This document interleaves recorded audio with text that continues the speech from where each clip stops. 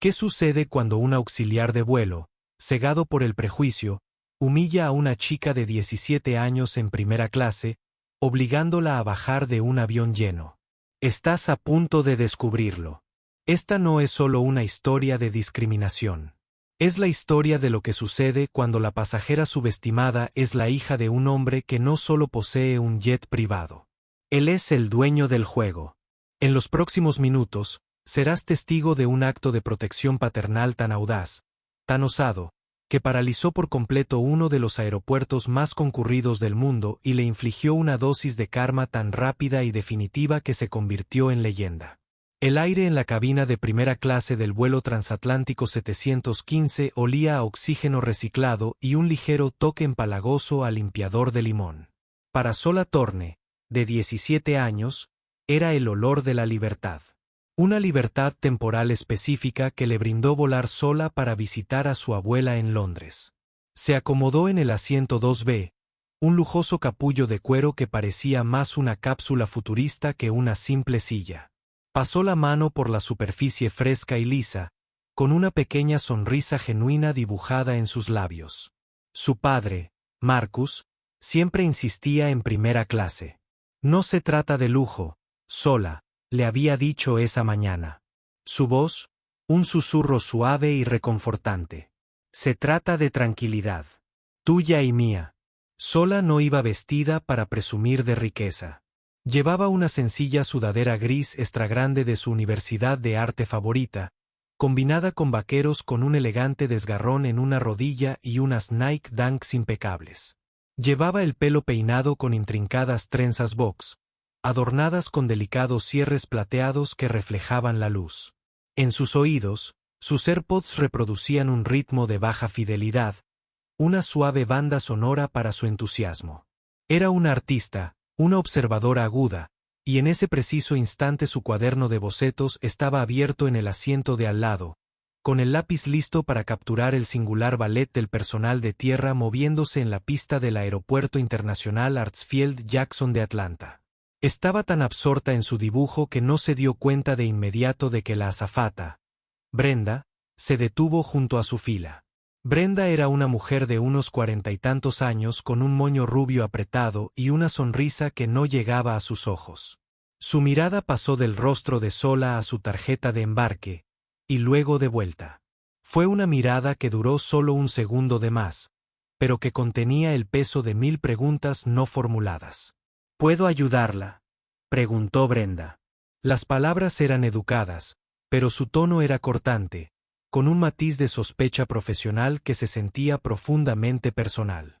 Sola sacó un AirPod. Disculpe, su asiento, dijo Brenda, haciendo un gesto vago. Esta es la cabina de primera clase.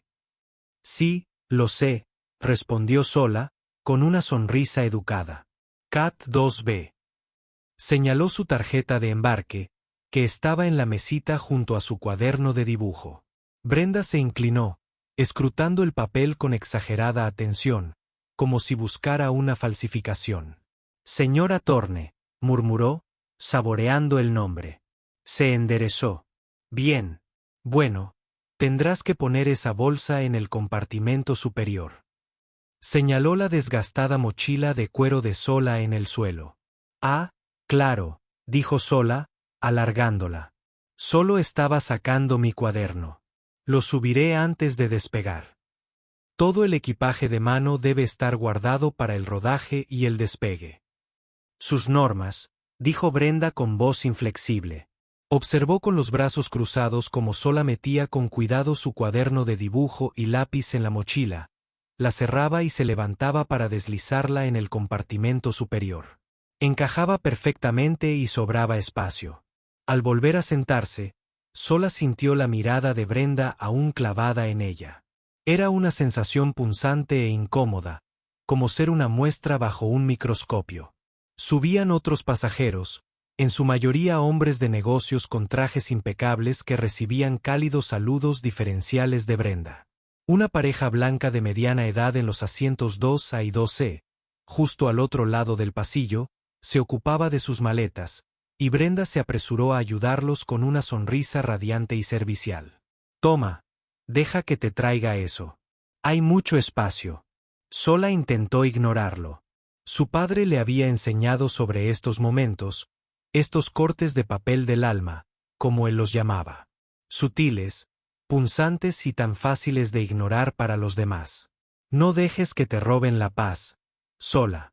Tu existencia no está lista para su aprobación. Respiró hondo, se volvió a poner los AirPods e intentó sumergirse en la música. Unos minutos después, Brenda regresó. Señora. Sola suspiró para sus adentros y volvió a quitarse los AirPods. Sí, voy a necesitar ver esa tarjeta de embarque otra vez, dijo Brenda. Sola frunció el ceño. Bueno, ¿hay algún problema? Solo necesito verificar algo en nuestro sistema, dijo Brenda con un tono cortante y despectivo. Extendió una mano con una manicura perfecta. Sola le entregó la tarjeta obedientemente. Brenda se alejó con ella, dirigiéndose a la cocina, tecleando en una tableta con una mirada de intensa concentración. Sola sintió una oleada de calor subirle por la nuca. Todos en la cabina parecían estar observándola ahora. El hombre del 3B detrás de ella bajó el periódico, con los ojos llenos de una curiosidad leve y distante. La mujer al otro lado del pasillo le susurró algo a su esposo. Una humillación ardiente y aguda le picó en los ojos a Sola. La estaban señalando, y era dolorosamente obvio.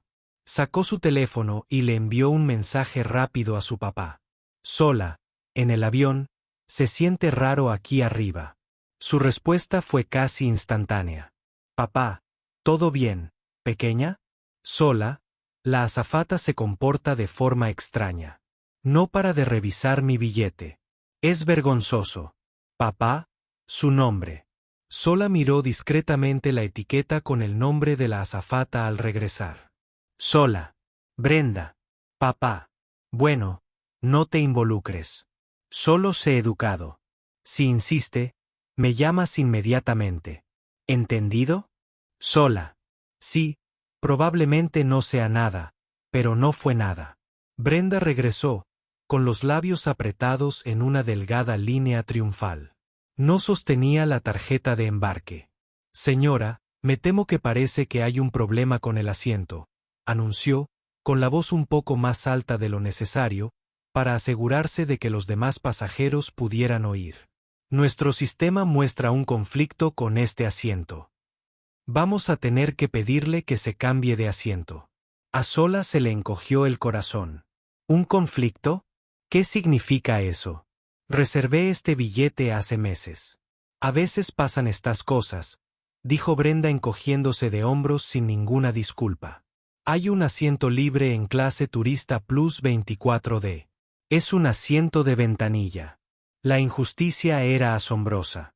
No fue un error. Parecía un desalojo deliberado. No, dijo Sola en voz baja pero firme. Este es mi asiento. Yo lo pagué. No hay ningún conflicto. La sonrisa artificial de Brenda finalmente se desvaneció, reemplazada por una máscara de fría autoridad. Señora, tenemos un vuelo completo y un peso y equilibrio delicados que considerar. Si el sistema dice que hay un problema ahora. ¿Se va a cambiar de asiento a la 24D o vamos a tener un problema? La palabra problema flotaba en el aire, una amenaza apenas velada. El hombre detrás de ella murmuró, por Dios, simplemente muévase. La mujer al otro lado del pasillo negó con la cabeza, con una expresión de lástima y molestia en el rostro. Sola se sentía completamente sola, una adolescente acosada por un adulto en una posición de poder, con una audiencia de testigos silenciosos y cómplices. Las lágrimas brotaron de sus ojos, pero se negó a dejarlas caer. Pensó en las palabras de su padre. No dejes que te roben la paz. Pero su paz ya se había esfumado, robada y reemplazada por una profunda vergüenza.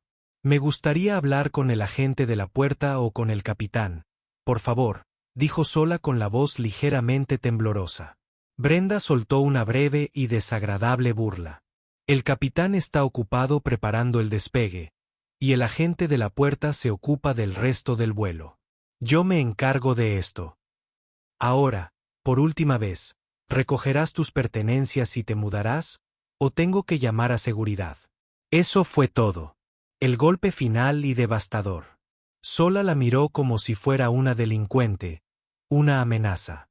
La palabra resonó en la silenciosa cabina. Sola miró a su alrededor, a los rostros que se negaban a cruzarse con el suyo, y supo que había perdido. Discutir más sería crear el problema que Brenda claramente deseaba. Derrotada, se levantó lentamente. Sus movimientos se sentían pesados, robóticos. Bien, susurró con la voz entrecortada. Extendió la mano hacia el compartimento superior, con las manos temblorosas, mientras bajaba la mochila. Al girarse para caminar por el pasillo, una paria exiliada del santuario privilegiado de la primera clase, Brenda tenía una última cosa que decir, pronunciada con una sonrisa empalagosa y victoriosa. Gracias por su cooperación. Pero mientras sola emprendía el largo y humillante paseo de la vergüenza a lo largo del avión, Brenda notó que sola no se dirigía al asiento 24D. Caminaba hacia la parte delantera del avión, hacia la salida. Señora, ¿a dónde va? La llamó Brenda con un dejo de pánico en la voz. Su asiento está al otro lado. Sola se detuvo ante la puerta abierta del avión, se giró y miró directamente a Brenda. Las lágrimas habían desaparecido, reemplazadas por una furia fría y silenciosa que heredó de su padre. Me dijo que tenía que bajar del avión, dijo sola con voz clara y firme. Y así es. Sin decir nada más, bajó del avión y se dirigió a la pasarela, sacando su teléfono. Tenía una llamada que hacer. Había cruzado la línea entre la cortesía y la indignación justificada. Brenda se había peleado con Sola Thorne. No tenía ni idea de que acababa de declararle la guerra a Marcus Thorne. La pasarela parecía un túnel estéril y resonante, una tierra de nadie entre el caos público de la terminal y la humillación privada del avión. Sola caminó hasta llegar a la ventana que daba a la pista, con el corazón latiendo contra sus costillas como un pájaro atrapado. Abajo, el personal de tierra continuaba su trabajo, ajeno a todo. El mundo no se había detenido, pero el suyo se había desviado violentamente de su eje. Presionó el nombre de su padre en la pantalla del teléfono. Él respondió al primer tono, Sola, ¿qué pasa? Vi que estabas escribiendo. La voz de Marcus Thorne era tranquila, pero había un trasfondo de tensión. Estaba en medio de una tensa reunión trimestral de revisión en su rascacielos del centro de Atlanta, una fortaleza con paredes de cristal que dominaba la ciudad. Pero todo eso se desvaneció en un ruido blanco en el momento en que vio el nombre de su hija aparecer en la pantalla después de su último mensaje. Papá, empezó, y para su propia frustración, se le quebró la voz. Una lágrima caliente se escapó y se deslizó por su mejilla. Me echó. El silencio al otro lado de la línea era absoluto, pero no vacío. Era el silencio denso y presurizado que precede a una tormenta. ¿Te echó? Repitió Marcus, con la voz peligrosamente baja. Explícame. Dijo que había un conflicto de asientos. Me dijo que cambiara a clase turista. Le dije que no, que ese era mi asiento y pedí hablar con el capitán. Y ella amenazó con llamar a seguridad. Papá, dijo, con un temblor de incredulidad. Todos nos miraban fijamente. Dijo que si no se movía, íbamos a tener un problema. Así que, bajé del avión. En su sala de conferencias, Marcus Thorne se levantó y caminó hacia la ventana del suelo al techo. Los miembros de su junta directiva, inicialmente molestos por la interrupción, vieron su expresión y guardaron silencio. El jovial y autoritario director ejecutivo se había ido. En su lugar había un depredador. ¿Dónde estás ahora mismo? ¿Sola? Exactamente. Estoy en la pasarela de embarque. Un 19. Bien. Quédate ahí. No te muevas. No hables con nadie. ¿Me estás escuchando? Sí, papá. ¿Cuál es el número de vuelo? Transatlántico 715 a Heathrow. Ya estaba escribiendo en su portátil personal con la otra mano. Sus movimientos eran rápidos y precisos. Está bien, nena. Me encargo. Respira. Voy a arreglar esto. Su voz había cambiado. La ira seguía ahí, un núcleo al rojo vivo, pero ahora estaba recubierta de una gélida capa de control. Era la voz que usaba cuando un acuerdo multimillonario estaba a punto de cerrarse. Colapso. La voz que ponía nerviosos a sus competidores. ¿Qué van a hacer?, preguntó sola, secándose los ojos con la manga de su sudadera. Voy a darle a la aerolínea una lección, dijo. La línea se cortó. Marcus se volvió hacia su pizarra atónita. Caballeros, les pido disculpas. Ha surgido un asunto familiar que requiere mi atención inmediata y personal. Reprogramaremos. No había lugar para la discusión en su tono. Ya se estaba poniendo la chaqueta del traje. Mientras salía de la habitación, hizo 2 llamadas más. La primera fue a su piloto personal, un estoico veterano de la fuerza ejecutiva llamado Dave. Dave, soy Marcus. Necesito que le den energía al Gulfstream ahora. Sí, señor. Estamos en el condado de Fulton. Destino, no vamos lejos, dijo Marcus con voz sombría. Necesito que presenten un plan de vuelo para Hartsfield Jackson y necesito que obtengan autorización para aterrizar en la pista 9. Hubo una pausa. La pista 9L era una de las principales pistas de salida para vuelos internacionales en el aeropuerto más concurrido del mundo. Aterrizar allí era inaudito, salvo en caso de una emergencia catastrófica. Señor, ¿dijo aterrizar en la 9L? ¿Me oyó? Dave. Dígales que es una solicitud prioritaria de Southern Industries. Algo sobre la inspección de un posible problema con nuestro nuevo sistema de radar terrestre que queremos instalarles. Que suene urgente y oficial. Mis abogados se encargarán de las consecuencias. Simplemente pónganme en el aire. Estaré allí en 10 minutos.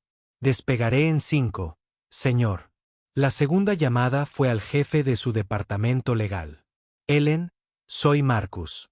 Necesito que redactes una carta al director ejecutivo de Transatlantic Air. Se llama James Harrison. Consigue su número de móvil personal. Infórmale de que su empresa está a punto de ser demandada por millones de dólares por discriminación racial, humillación pública e incumplimiento de contrato. Y quiero que inicies el papeleo para adquirir una participación significativa en su empresa matriz. Quiero que esta aerolínea lo sienta en los huesos durante los próximos 50 años. Colgó y entró en su ascensor privado. La ciudad de Atlanta se extendía bajo sus pies como un mapa. Podía ver Hartsfield Jackson a lo lejos, un gigante de hormigón rebosante de actividad. Una furia fría y calculada se apoderó de él. Habían oído a su hija.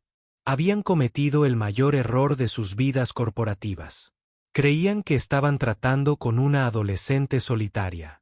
Estaban a punto de descubrir que estaban tratando con un rey y que su reino estaba a punto de caer sobre ellos.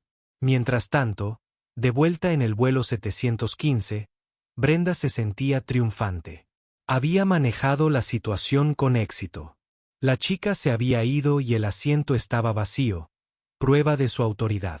El agente de la puerta subió a bordo para el recuento final de pasajeros. Oye, Brenda, estamos listos. Solo necesitamos tu confirmación final. Todo listo, Tom, dijo con una sonrisa radiante. Tuvimos un pequeño problema con los asientos, pero ya está resuelto. ¿Resuelto? Mi sistema muestra que el asiento 2B ya facturó y embarcó. La pasajera Sola Torne. Ahora la muestra como pasajera que desembarcó. Se sintió mal. Podría decirse, dijo Brenda con una sonrisa burlona. No era la adecuada para la cabina. Ya está todo bien. De acuerdo, dijo Tom frunciendo el ceño. Conocía la reputación de Brenda. Bueno, se cierran las puertas. Que tenga un buen vuelo. Cuando la pesada puerta de la cabina se cerró con un golpe seco y los motores empezaron a rugir, Brenda sintió una oleada de satisfacción. El avión se alejó de la puerta de embarque, La pasarela se retrajo como un brazo doblado. A través de la pequeña ventana de ojo de buey, ya no podía ver la terminal. Estaban en camino. En su mente, se había hecho justicia. Todo había vuelto a su orden. Sola, todavía de pie en la pasarela, vio cómo el avión se alejaba. Una profunda sensación de impotencia la invadió. Se había acabado. Había perdido. Su padre podía demandarlos. Podía quejarse. Pero su vuelo partía. La estaban dejando atrás. Se desplomó contra el frío cristal, sintiendo que la lucha se le escapaba, reemplazada por una profunda tristeza. El avión completó su retroceso y comenzó su lento y pesado rodaje hacia la pista. Se unió a una fila de otras aeronaves, un desfile de acero, avanzando lentamente hacia el cielo. Dentro, los auxiliares de vuelo se preparaban para el despegue.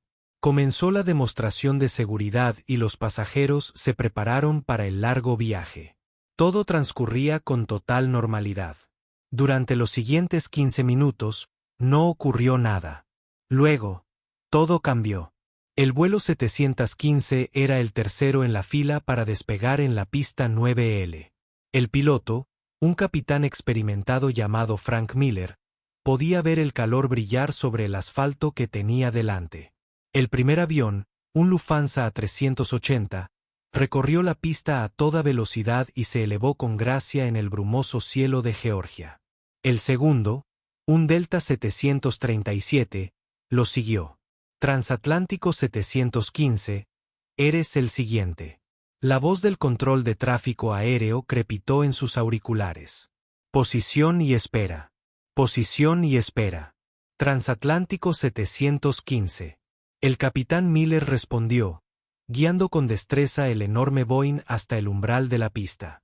Los motores se pusieron en marcha, un rugido profundo y hambriento que vibró por todo el fuselaje. En la cabina, los pasajeros se apretaron instintivamente contra sus asientos. Este era el momento del compromiso, el punto de no retorno. Transatlántico 715. Viento de 190 a las 5. Autorizado para despegar. Autorizado para despegar. Transatlántico 715, confirmó Miller. Su mano alcanzó las palancas de empuje.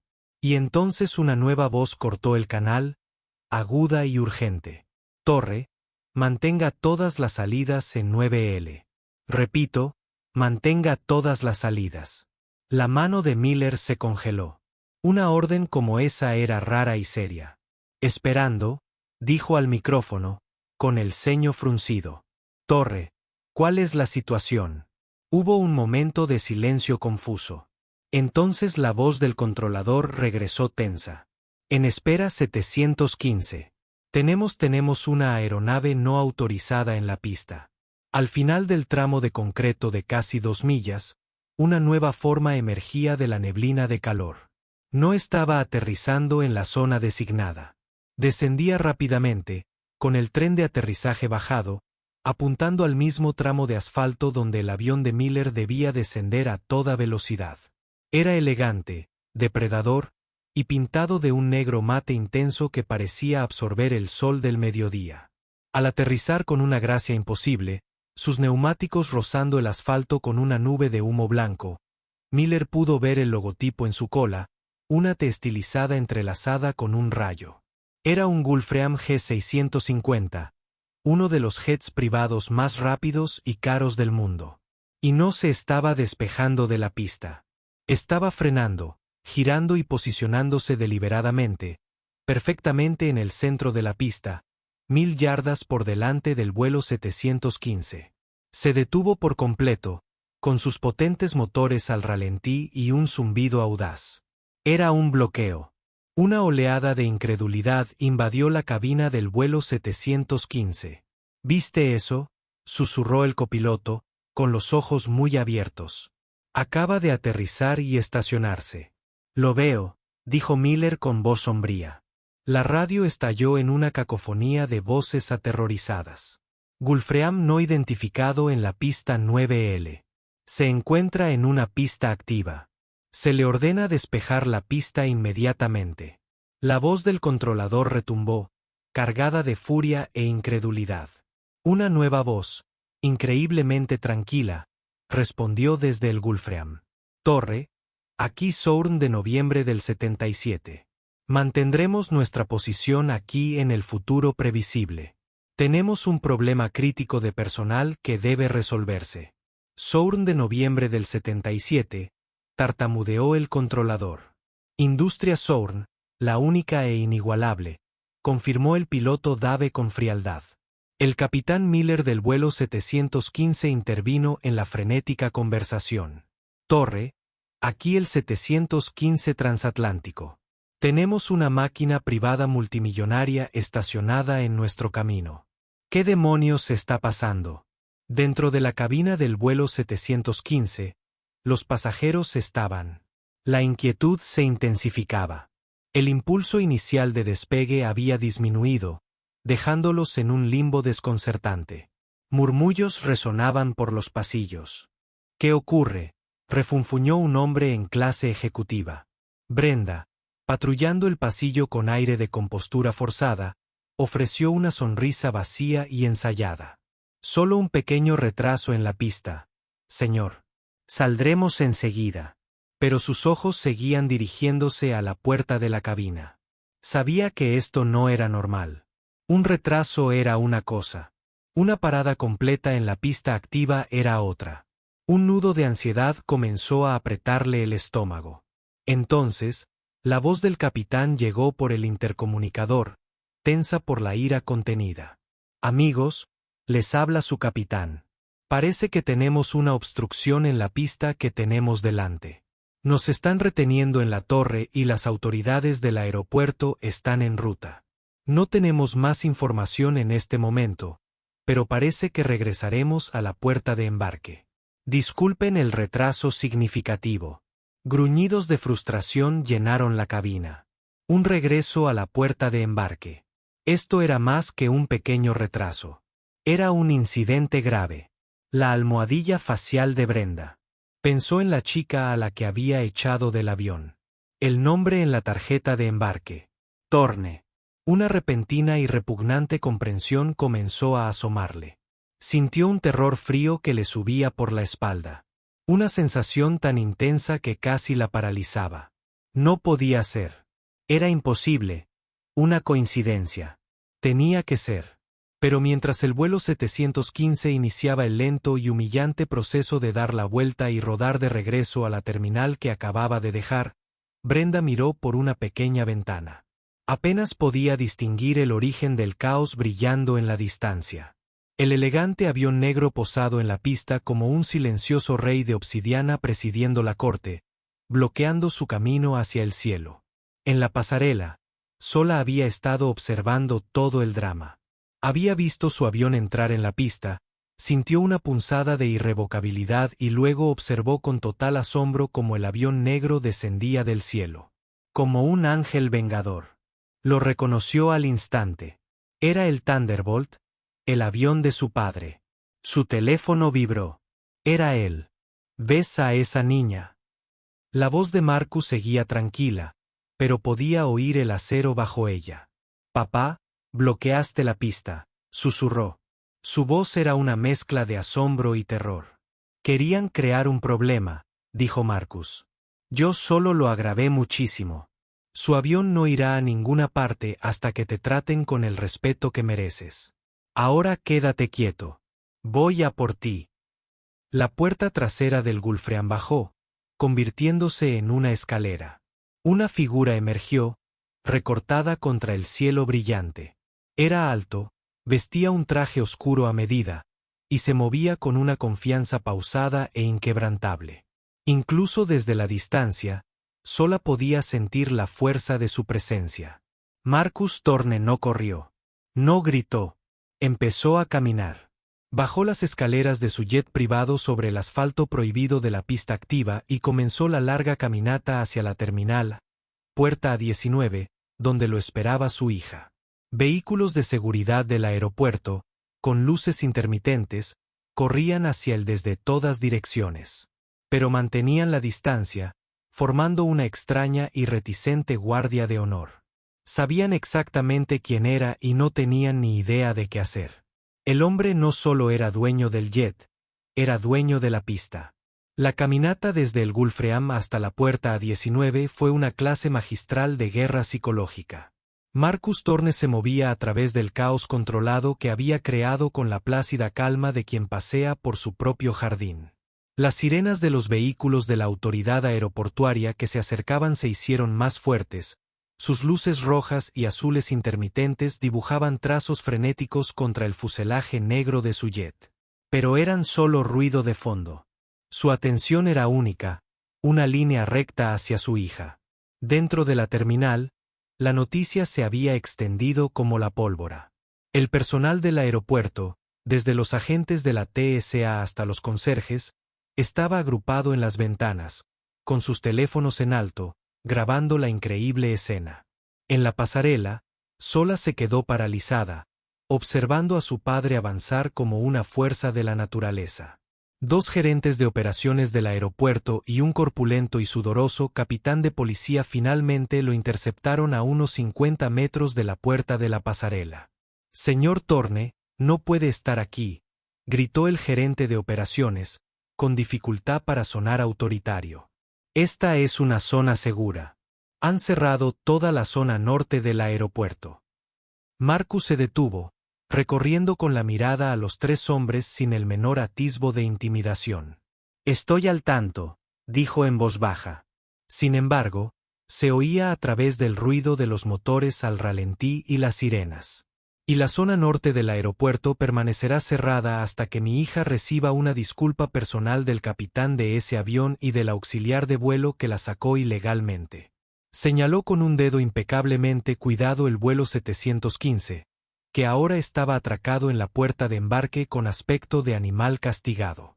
«Se llama Brenda. Quiero que la escolten fuera de ese avión ahora mismo». El capitán de policía dio un paso al frente, intentando proyectar una autoridad que claramente no sentía. «Señor, con el debido respeto, tenemos procedimientos para estas cosas. No puede aterrizar su avión sin más». «Con el debido respeto, capitán», interrumpió Marcus, con la voz helada. «Sus procedimientos fallaron. Sus procedimientos permitieron que un empleado de Transatlantic Air discriminara racialmente y humillara a una joven de 17 años. Hija mía, mis procedimientos ya están en vigor. Comuníqueme con el auxiliar de vuelo». No esperó respuesta. Simplemente reanudó su camino. Y los tres hombres, nerviosos y superados en maniobras, se pusieron a su lado, hablando frenéticamente por radio. En cuanto Marcus subió a la pasarela, Sola corrió hacia él. La abrazó, acariciándole la nuca. «Ya está bien, pequeña», murmuró entre sus labios. «Aquí estoy. Se acabó». Sola se aferró a él. La tensión y el miedo de la última hora finalmente se disolvieron en la realidad sólida e inquebrantable de la presencia de su padre. Cuando se giraron, la pasarela estaba abarrotada. Los gerentes de operaciones y la policía estaban allí, y detrás de ellos, pálida y completamente aterrorizada, estaba Brenda. El capitán Frank Miller estaba a su lado, con el rostro desolado. Un agente de la puerta de embarque le había informado de la situación, y su ira se dirigía directamente a su azafata. Marcus soltó a Sola, moviéndola suavemente hacia atrás mientras miraba a la delegación.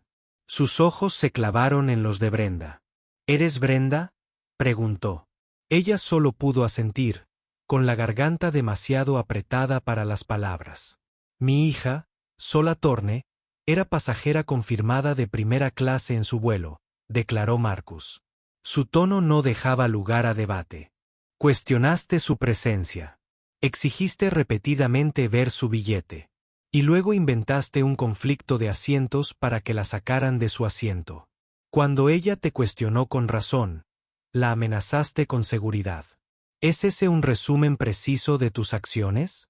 Brenda abrió la boca y luego la cerró. Miró al capitán Miller en busca de ayuda, pero él simplemente la miró fijamente, con expresión pétrea. Había una discrepancia en el sistema. Tartamudeó, la mentira sonando débil incluso a sus propios oídos. Una discrepancia, repitió Marcus. Una sonrisa sin humor asomó a sus labios. Esa es una palabra creativa para prejuicio. Digámoslo por su nombre. Viste a una joven negra con sudadera con capucha sentada en un asiento que creías que no le correspondía, y decidiste ejercer tu pequeña pizca de autoridad. Él se acercó un paso más. Brenda se estremeció involuntariamente. Mi hija es una estudiante de honor. Es una artista talentosa. Es una joven amable, tranquila y respetuosa que iba de camino a visitar a su abuela. Y usted la trató como a una criminal. La humilló delante de un avión lleno de gente porque el color de su piel no coincidía con el de su billete. Volvió la mirada hacia el capitán Miller. Capitán, lo considero parcialmente responsable. Su tripulación está a sus órdenes, y ha cometido un grave error que, como puede ver, ha tenido consecuencias importantes. Miller, un hombre acostumbrado a estar al mando, miró a Marcus directamente a los ojos. Tiene razón, señor Thorne. Soy responsable de mi tripulación. Y lamento profundamente lo que le pasó a su hija. Nunca debió haber sucedido. Luego se volvió hacia Brenda, bajando la voz a un gruñido bajo y desdeñoso. Brenda, recoge tus cosas. Quedas relevada de tus funciones. Una escolta te recibirá en la puerta de la terminal. Tu empleo en esta aerolínea queda despedido. Con efecto inmediato. El rostro de Brenda se arrugó. Frank, no puedes. Yo sí puedo y lo he hecho. Le espetó. Ahora vete. Derrotada, Brenda se dio la vuelta y regresó al avión con los hombros hundidos. El ajuste de cuentas fue rápido, brutal y público. Marcus volvió a mirar a los funcionarios del aeropuerto. Ahora, en cuanto a mi avión, dijo, señalando hacia la pista donde se encontraba el Thunderbolt, un monumento silencioso a su poder.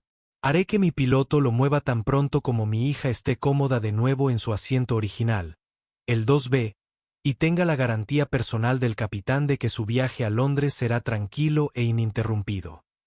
Se volvió hacia Sola, su expresión se suavizó por completo. ¿Todavía quieres ir, pequeña?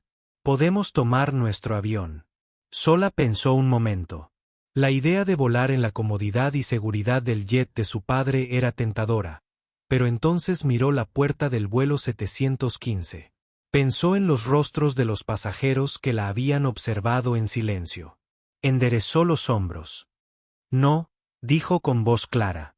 Quiero mi asiento de vuelta. Era más que un asiento. Era una declaración. No la echarían. Su lugar estaba allí. El rostro de Marcus se llenó de un profundo orgullo. Asintió. De acuerdo, entonces. Miró al capitán Miller. La oyó. Por supuesto, dijo Miller, indicándole a Sola que lo acompañara a subir al avión. Bienvenida de nuevo a bordo, señorita Thorne. Cuando Sola regresó a la cabina de primera clase, se hizo el silencio. Todas las miradas estaban puestas en ella. Pero esta vez era diferente. La curiosidad había desaparecido, reemplazada por una mezcla de sorpresa, asombro, en algunos rostros, vergüenza. El hombre que le había dicho que se moviera miraba fijamente sus zapatos. La pareja del otro lado el pasillo parecía como si hubieran visto un fantasma. Sola caminó hasta el asiento 2B y se sentó. Ahora se sentía diferente. Ya no era solo un asiento. Era un trono por el que había luchado y ganado. A través de la ventana, vio a su padre hablando con el capitán en la pasarela. Unos momentos después, su padre le dedicó un pequeño gesto de asentimiento y una sonrisa, luego se dio la vuelta y regresó a la terminal. Segundos después, el Gulfstream negro en la pista comenzó a moverse. Rodó con gracia hacia un carril lateral y luego, con un potente rugido, despegó, desapareciendo entre las nubes. El obstáculo había desaparecido, pero el impacto de su presencia perduraría durante mucho tiempo. El vuelo a Londres fue el viaje más tranquilo y apacible que Sola había hecho jamás. La nueva azafata que se hizo cargo de la cabina de primera clase la trató con una deferencia generalmente reservada para la realeza. Le ofrecieron una bebida a elegir antes de que el avión retrocediera por segunda vez. El propio capitán Miller salió de la cabina para disculparse personalmente con ella una vez que alcanzaron la altitud de crucero. Su sinceridad era palpable. En nombre de toda nuestra tripulación, señorita Thorne, dijo en voz baja. Le prometo que aprenderemos de esto. Me aseguraré de ello. Sola simplemente asintió, aceptando su disculpa.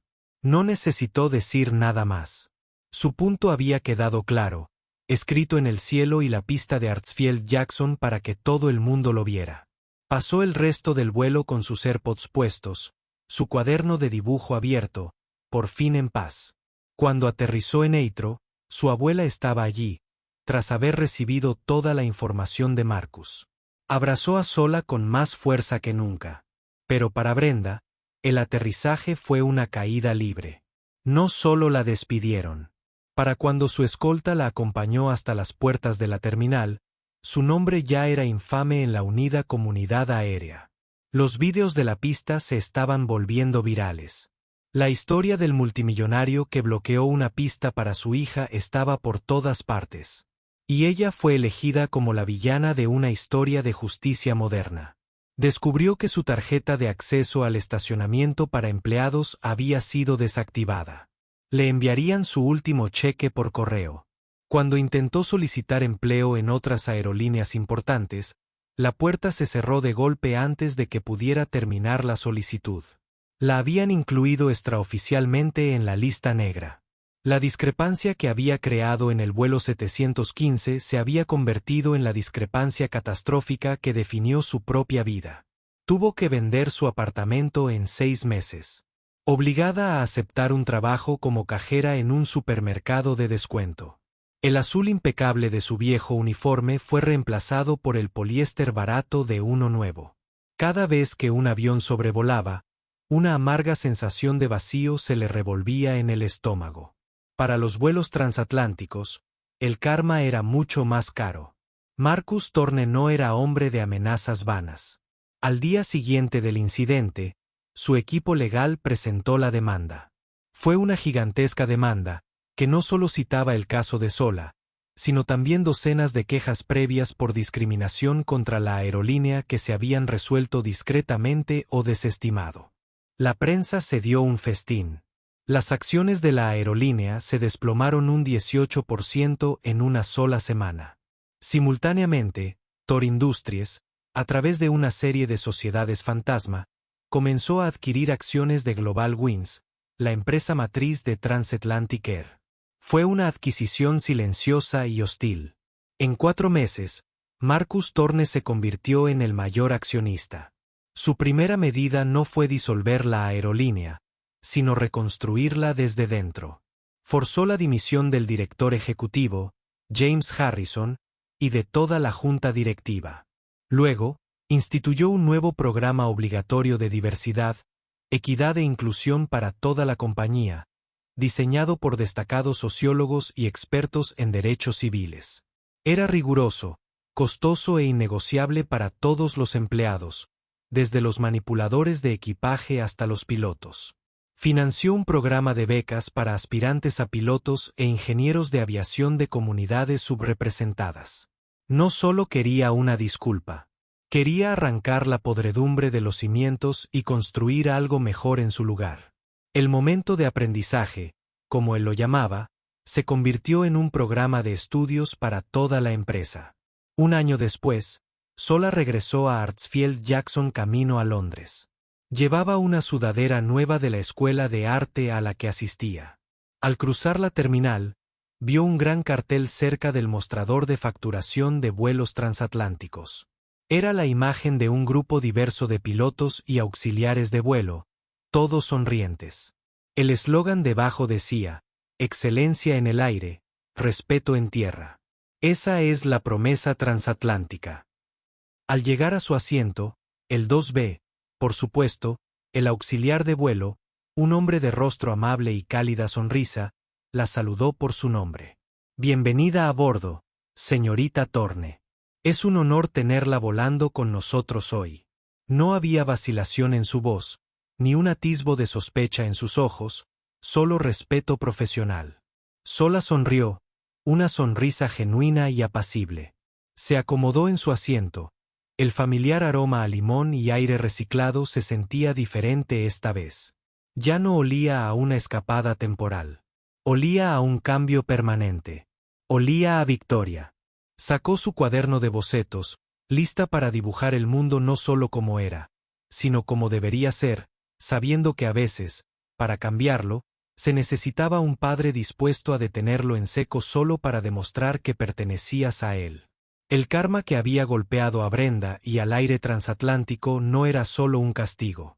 Era una corrección de rumbo, la sombra profunda y prolongada de un evento que demostraba que, si bien el prejuicio puede ser poderoso, el amor de un padre con un Gulfstream G650 es y siempre será tan poderoso como para despejar la pista.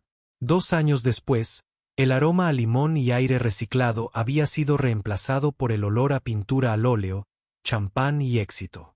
Sola Thorne, ahora de 20 años, estaba en el centro de una bulliciosa galería de arte del Soho, la estrella de su propia exposición individual con entradas agotadas titulada Un Apologetic. Había ganado confianza en sí misma. Su ojo de artista ahora se correspondía con una voz que era a la vez serena y poderosa. Su padre, Marcus, estaba cerca de la entrada, no como un guardián esta vez, sino como su mayor apoyo. Observó cómo Sola interactuaba con críticos y admiradores, explicando su obra con una pasión contagiosa. La pieza central de la exposición, la que atraía más la atención, era un enorme lienzo caótico titulado Pasarela 9L. Era una tormenta de grises carbón, blancos crudos y un negro profundo y absorbente, todo atravesado por una única y desafiante veta de oro brillante. Era ansiedad y poder, humillación y triunfo, todo plasmado en pintura. Al otro lado de la galería, un hombre con un traje que le quedaba mal agarraba nerviosamente un vaso de agua con gas. Se llamaba Arthur Henderson, y los últimos 2 años no habían sido benévolos con él. Su empresa de logística estaba perdiendo dinero, y había venido allí esa noche en una misión desesperada. Había conseguido una breve reunión informal con Marcus Thorne, un hombre al que solo había visto en revistas de negocios, con la esperanza de proponerle una sociedad o una adquisición. Cualquier cosa para evitar la quiebra. Finalmente vio su oportunidad cuando Marcus se quedó un momento solo.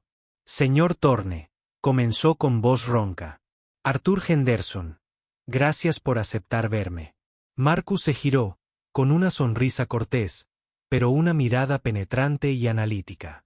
Señor Henderson, un placer. El trabajo de mi hija es extraordinario, ¿verdad? Increíble, asintió Henderson, aunque apenas había echado un vistazo a la obra. Señor, iré directo al grano. Mi empresa, Henderson Logistics. Antes de que pudiera continuar, Sola se unió a ellos, pasando su brazo por el de su padre.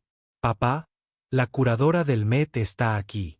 Quiere hablar sobre la adquisición de 9 Un momento, pequeña, dijo Marcus, con la mirada fija en el hombre nervioso que tenía delante. Un destello de reconocimiento, distante pero persistente, lo atormentaba.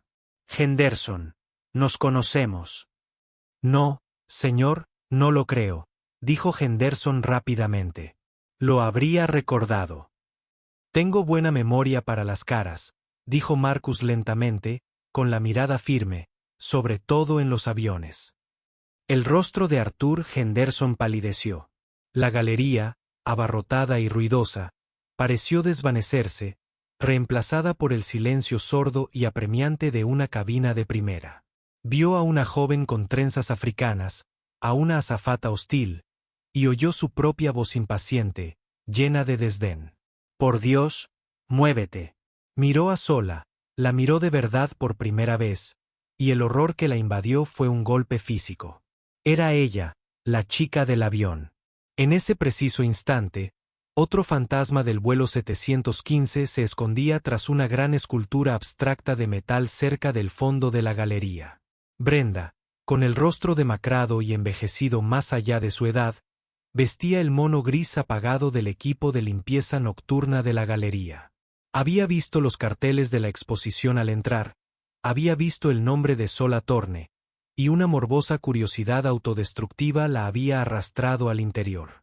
Se quedó paralizada frente a la pista 9L, mientras la pintura la golpeaba con la fuerza de un asalto físico. Era su propia fealdad, su propia crueldad mezquina expuesta como arte. Estaba escuchando los murmullos de la multitud, los elogios a la joven a la que había intentado doblegar, cuando vio a Marcus, Sola y Arthur Henderson, todos juntos. El pasado convergía en esa habitación brillantemente iluminada, y ella estaba atrapada en él. No sé qué decir, tartamudeó Henderson, con los ojos abiertos por el pánico. Lo siento mucho. Lo siento. La voz de Marcus era peligrosamente suave. No lo lamentabas entonces. Estabas molesto. La humillación de mi hija fue un inconveniente para tu agenda. Papá, no pasa nada, dijo Sola en voz baja, poniéndole una mano tranquilizadora en el brazo. Miró a Henderson, no con ira, sino con una especie de triste lástima clínica. No me viste ese día, dijo. Viste un problema, un obstáculo. No viste a una persona. Como convocada por la cruda honestidad del momento, Brenda dejó escapar un pequeño sollozo ahogado desde detrás de la escultura. Las tres cabezas se giraron. Se quedó paralizada, atrapada en el foco de su mirada colectiva. Sus ojos, llenos de lágrimas de vergüenza, se encontraron con los de Sola. Durante un largo momento de silencio, los cuatro quedaron atrapados en un cuadro de consecuencias y karma. El acosador, la víctima, el protector y el cómplice silencioso. Henderson parecía a punto de derrumbarse. Brenda parecía querer que el suelo se la tragara. Pero Solola ya no era la chica a la que se podía echar de su asiento. Era la artista. Tenía el control de la narrativa. Dio un paso hacia Arthur Henderson. Mi arte, dijo con voz clara y firme, se trata de perspectiva. Se trata de ver el panorama completo, no solo la parte que te hace sentir cómodo. Se trata de aprender que las personas son más que sus peores momentos, y eso te incluye a ti. Volvió a mirar a su padre. Él lo comprendió. Se giró hacia Henderson. Su expresión pasó de la ira a otra, a un desafío. Mi hija tiene razón, dijo Marcus. Estudiaré tu propuesta de negocio con una condición. Supervisarás personalmente la creación e implementación de un programa de mentoría en tu empresa para jóvenes emprendedores de comunidades desfavorecidas. Aprenderás a ver a las personas que has pasado tu vida ignorando. Ese es mi precio.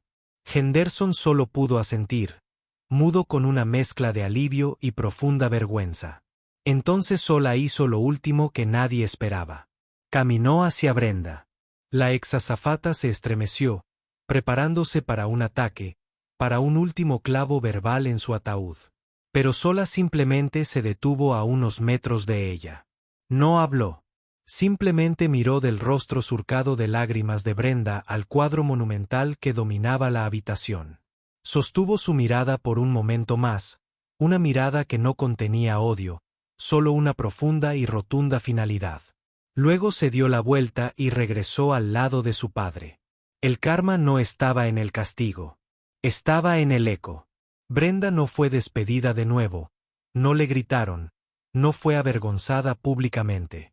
Simplemente la dejaron sola en la hermosa y costosa habitación, obligada a contemplar la obra maestra que sus propios prejuicios habían inspirado, un recordatorio permanente y célebre del día en que se peleó con la chica equivocada y lo perdió todo bajo la larga y profunda sombra de sus consecuencias.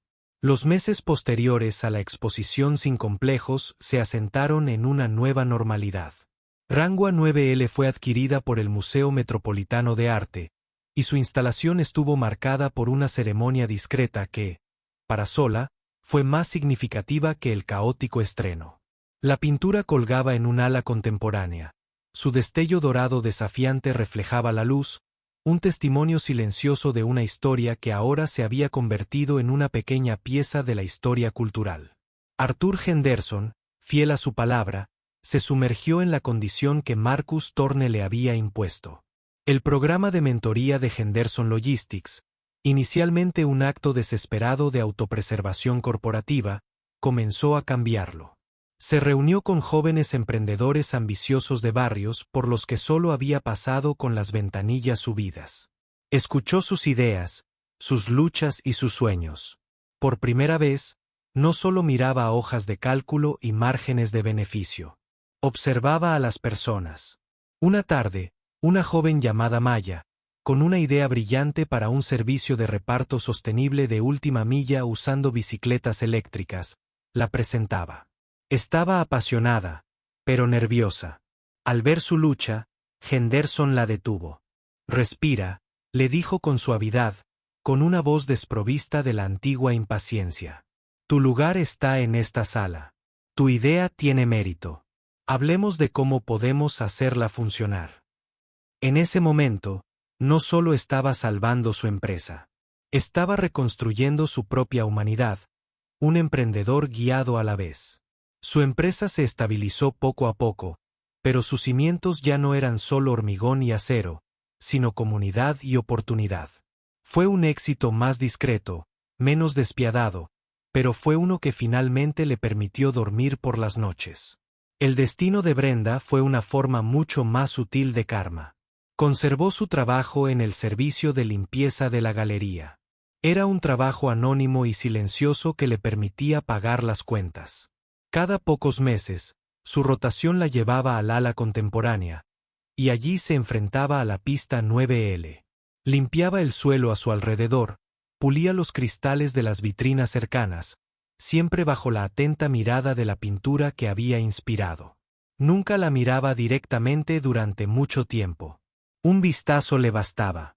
Era un espejo que reflejaba una versión de sí misma de la que nunca podría escapar.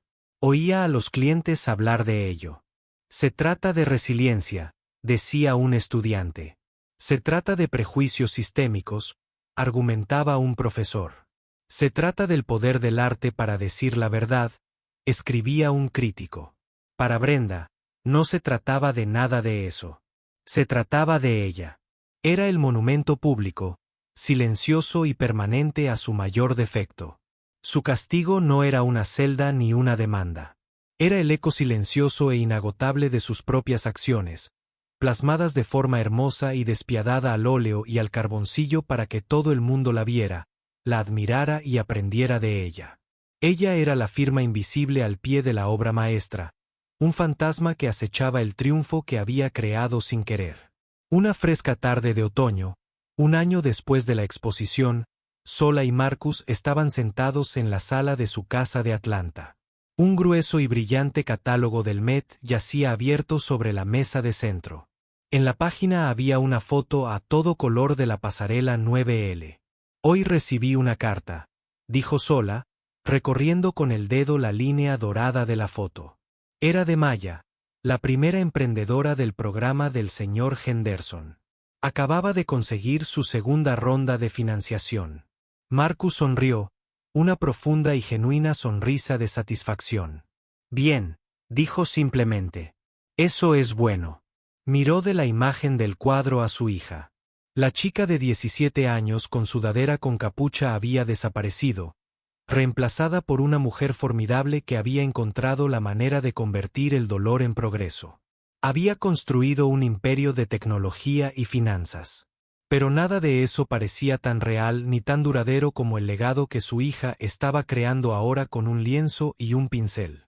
Había bloqueado una pista para protegerla, una audaz demostración de poder que había sacudido a toda una industria. Pero Sola, con su gracia serena y su talento inquebrantable, había hecho algo mucho más profundo. Había creado un camino completamente nuevo. «¿Sabes?», dijo Marcus con voz suave. «De todas las cosas que he tenido, de todos los tratos que he hecho, ese avión es mi favorito». Sola rió. «Porque te permitió ser controlador aéreo por un día». «No», dijo él, negando con la cabeza. Extendió la mano sobre la mesa y la puso sobre la de ella porque te llevaba a tu asiento. «¿Y tú, mi querida Sola?», te has encargado de todo desde entonces. El karma que se había extendido desde el vuelo 715 no se trataba solo de castigo o recompensa. Se trataba de transformación.